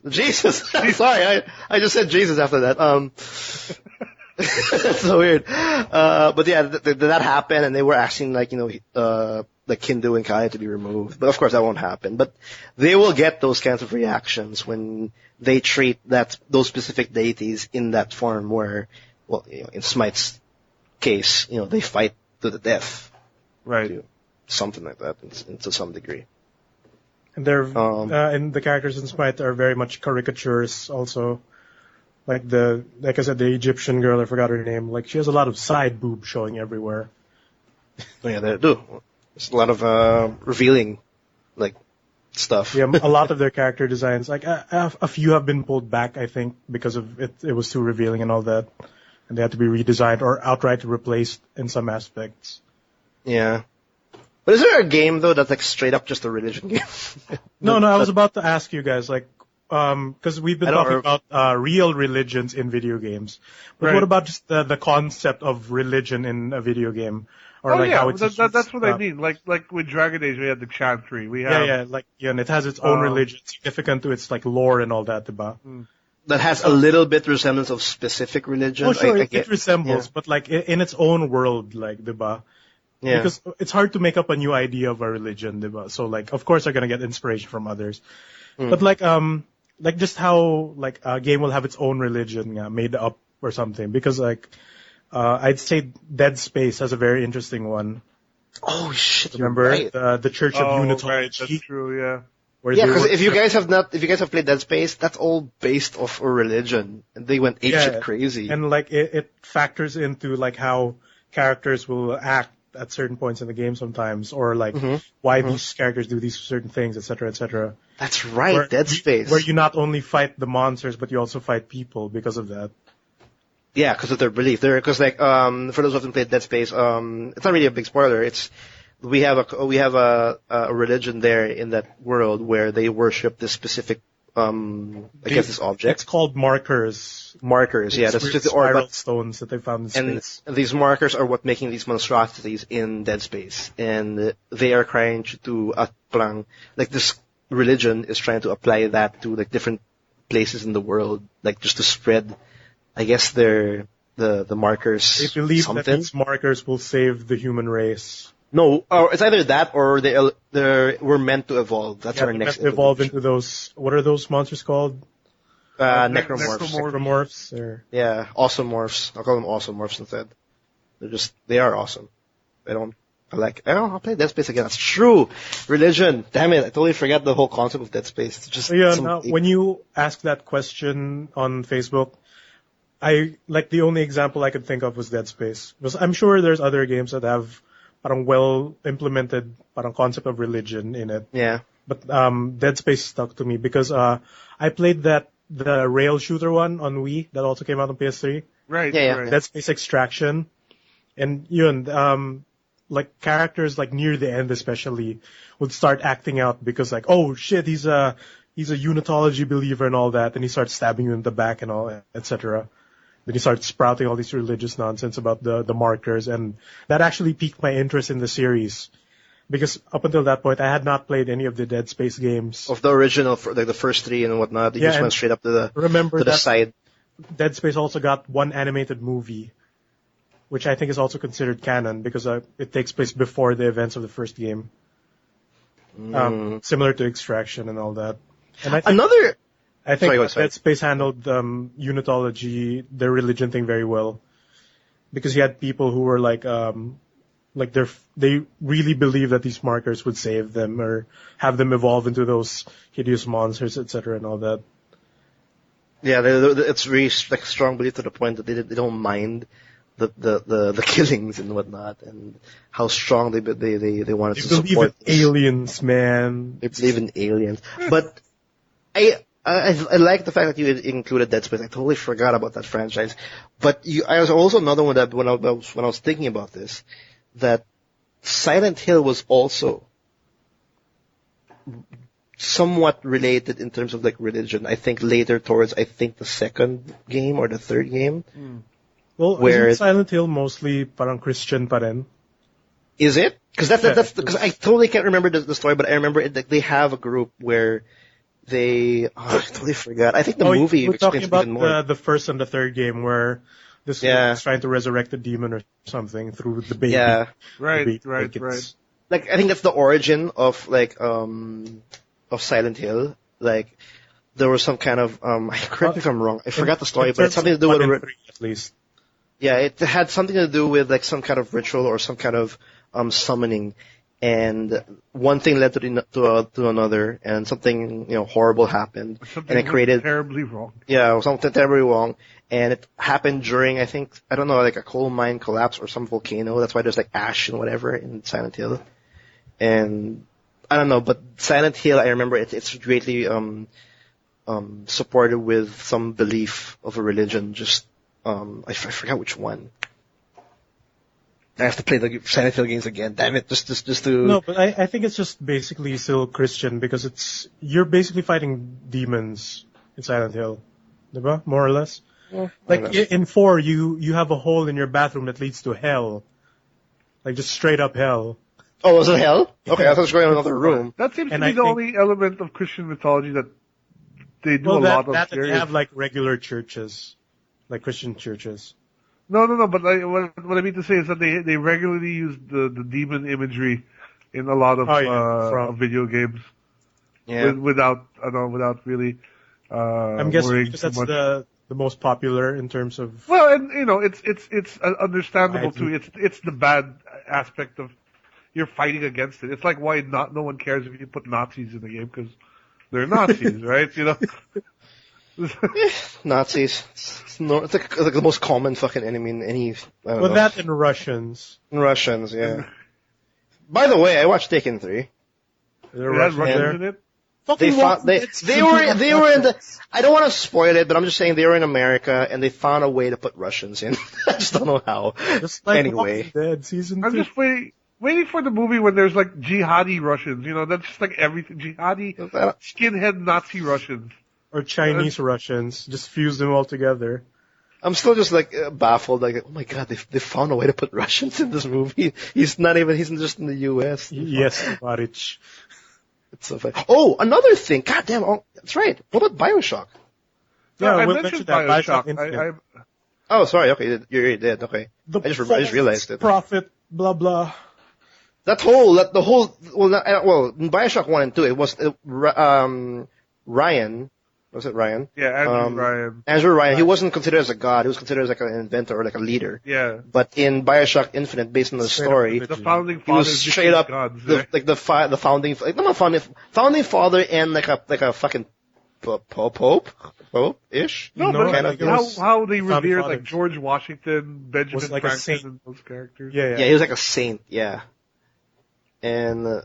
That people went apeshit crazy, and then the theme of BioShock Infinite was like baptism too. Remember? Yeah, the first thing that happens, you get doused in water, and the first yeah, you get baptized, right? You get baptized. Like the first thing that happens when you enter the damn city, you get baptized. Yeah, you get dunked in water. No, you're right. And then when shit gets apeshit, when things happen, you're considered as a heathen or whatever, like the devil.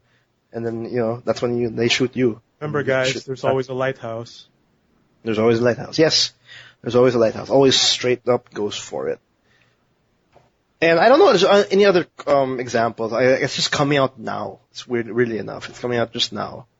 And if you guys have better examples on how games handle religion in itself, we'd love to hear it. I'm not too sure if there's...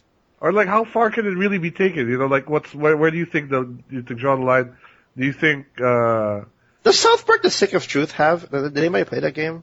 Oh, they make fun of. They always make fun of Jews in that game because of. Yeah, that's why I'm asking because I was like watching. I'm sure they have something in the South Park RPG game. Jesus is in the Stick of Truth, I think. Yeah, Jesus, I know Jesus is a summon. That's all I'm gonna say.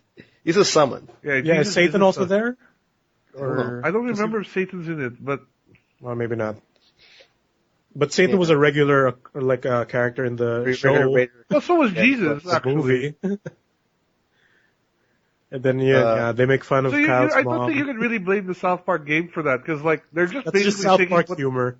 It's taking what the show has, right? Yeah, no, it's not. It's like you're someone. You're kicking ass with Jesus with machine guns. How can we? Why not, right? Why not? That's awesome. No, but actually, hopefully we can talk more about it. You guys let us know if there's anything that has I don't know, something like that, like BioShock Infinite or, I guess, Dante's Inferno, the way they handled religion in a way, especially or how their characters in video games, like what Will was giving an example of with, Thane and in Leliana and Dragon Age. Let us know, how you think they handle it in other games, or if you have any other examples. We put the question already before, and speaking of that kind of sending out questions, we might actually do that more often, because as we go through a series of episodes in the coming weeks in the future, we'll always have some big topic, and we're just starting it now. We're just finally implementing it, but I think we're kind of lining up or scheduling every single episode already with a specific topic, so that'll be easier for me to let you guys have a time to actually comment and think about the specific question or specific topic planned for next week. That will also ready us or prepare us for what we're going to be discussing in that specific episode and that specific show. Right. And this is pretty much pretty much an experiment or a teaser. Because we did ask how it's handled, and Mr. Abs was able to give us his thoughts or his opinions about it, and hopefully we hear more from you guys, because we'd love to hear it, to start a conversation, because maybe we can actually continue this more in the future. You never know. But I think that's up for religion. I think is there anything else you want to include? Because I know there's another game I want to include, but I can't seem to remember what it was. Yeah. Was it really a religious game, or? No, it's I don't know, because that was kind of hard. I don't think I remember specifically a game that's straight up religion. It's more like what Will maybe was talking about, the lore, how they were doing it, the religion in that story. I was thinking Last of Us. Oh my God, we're not done. The what? Iggy, take it away. Are we gonna talk about this? Oh yes, I'm gonna allow you to take a. So bad. I was about to end the show, but you just whispered to me. Mean. It's either that or Jesus whispered to me. Then again, we talked about this before. Remember that? Biggie, we'll talk about. Yes, we are. Will we are? Remember that episode? The episode Carlos wasn't in when I talked about this game I saw.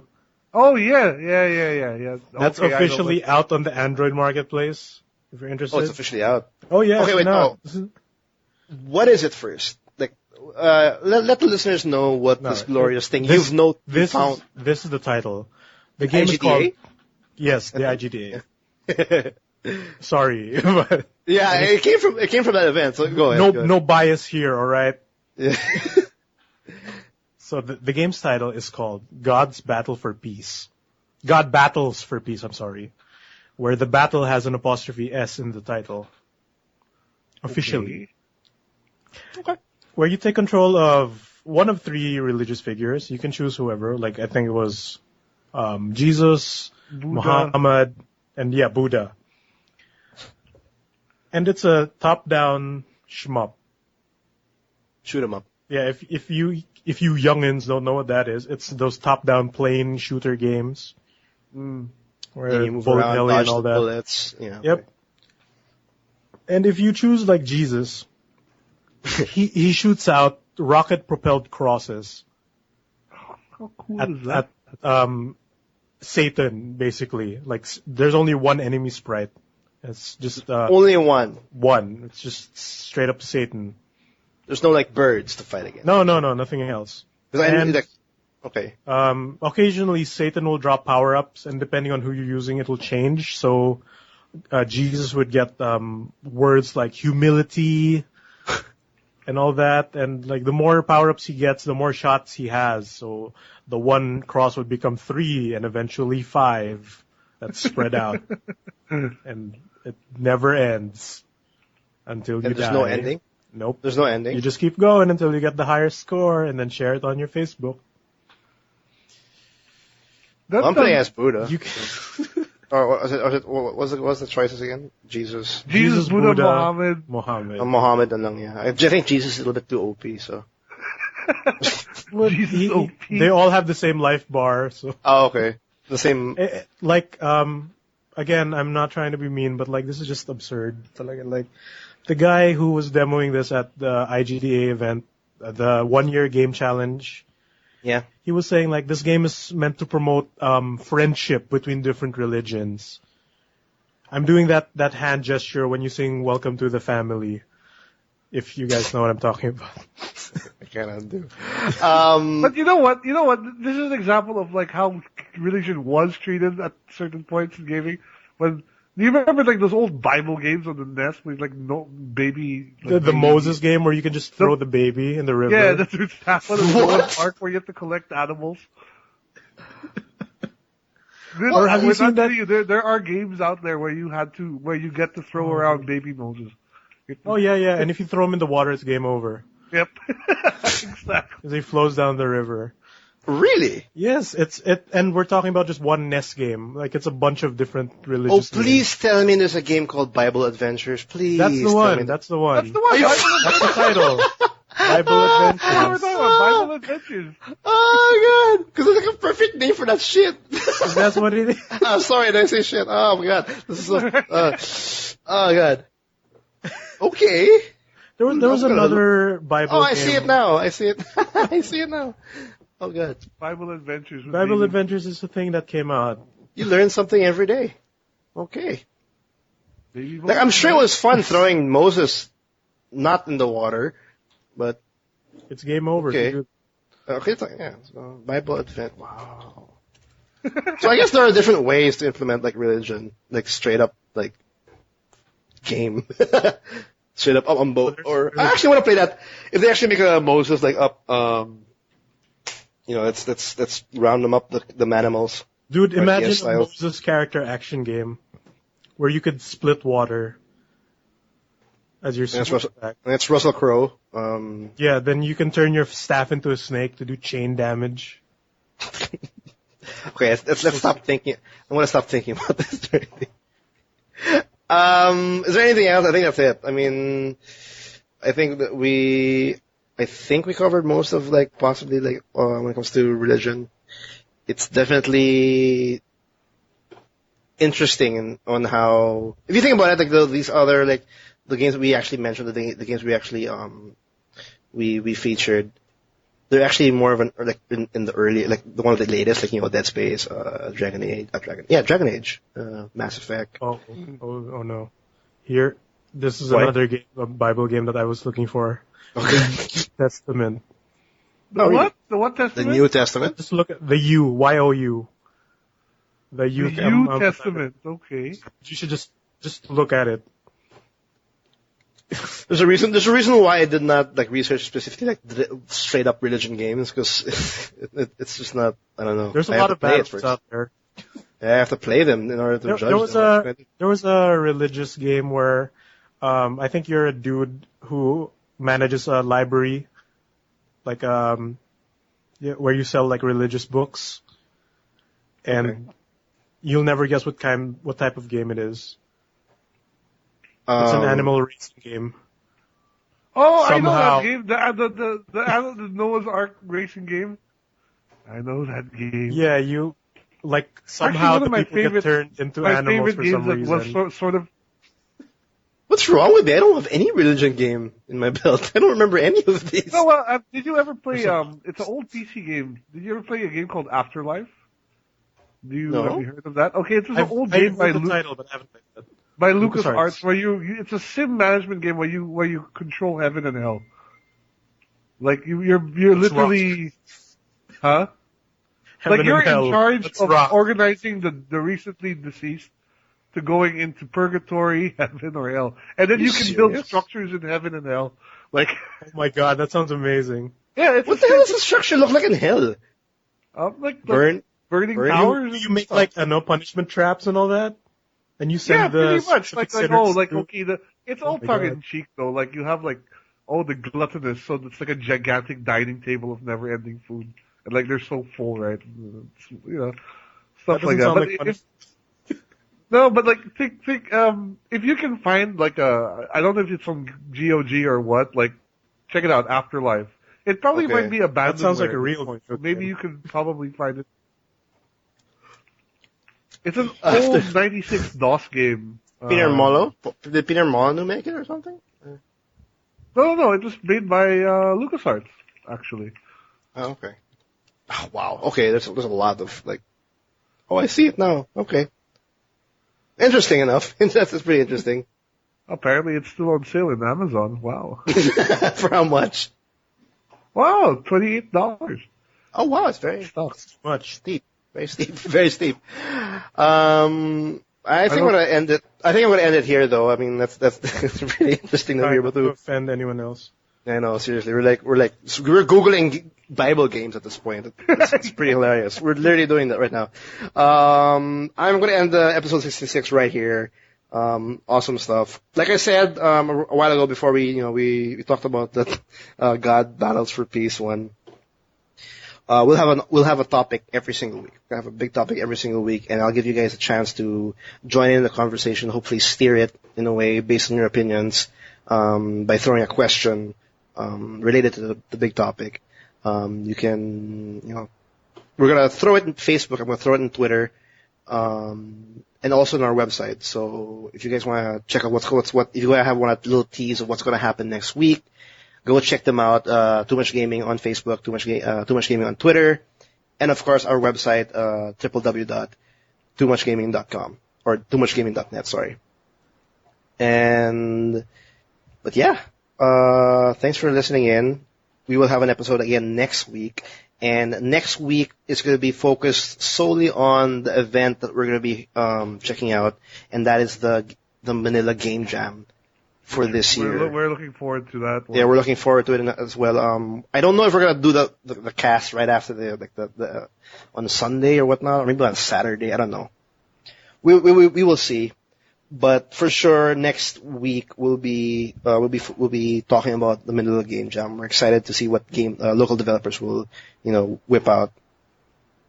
And yeah, that's it. That's about it. We will see you guys next time. Take care, guys. Bye. Bye. Doritos Pope. Doritos Pope. All hail the Doritos do.